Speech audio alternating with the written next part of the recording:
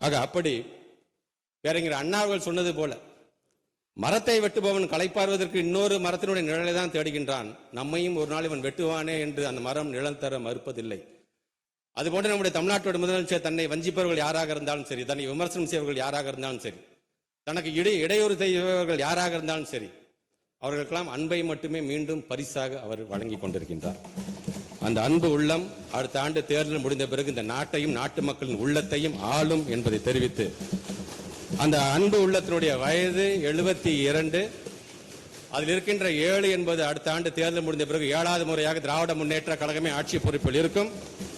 அதில் இருக்கின்ற 2 என்பது முத்துவேல் கருணாநிதி ஸ்டாலின் எனும் நான் என்கின்ற 2வது முறையாக ஆளுநர் மாளிகையை அதர வைப்பார், நம்முடைய கொள்கை எதிரிகளை பதற வைப்பார் தமிழ்நாட்டுடைய முதலமைச்சர் அவர்கள்.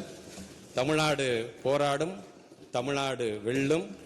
கொள்கை எதிரிகள் மொழியில் சொல்ல வேண்டும் என்று சொன்னால், தர்மத்தின் வாழ்வுதனை சூதுகவும் மீண்டும் தர்மமே வெல்லும் என்று சொல்லி, இங்கே பல்வேறு வெட்டு தீர்மானங்கள், பல்வேறு கேள்விகள், பல்வேறு கருத்துக்கள் அனைத்தையும் மனதில் உள்வாங்கி இருக்கின்றேன். அனைத்திற்கும் பதில் தந்திருக்கின்றேன் என்கின்ற அந்த நம்பிக்கையில் அதை மீண்டும் நீங்கள் திரும்ப பெற்று மாணவ சமுதாயம், இந்த தமிழ் சமுதாயம், நம்முடைய தமிழ்நாடு வளர்வதற்கு நீங்கள் உங்களுடைய ஒத்துழைப்பை நல்க வேண்டும் என்று சொல்லி, உங்களுடைய அனுமதியோடும் மாண்புமிகு தமிழ்நாட்டு முதலமைச்சருடைய அனுமதியோடும் ஒரு சில அறிவிப்புகளை இங்கே நான் படிக்க கடமைப்பட்டிருக்கின்றேன். அரசு பள்ளிகளில்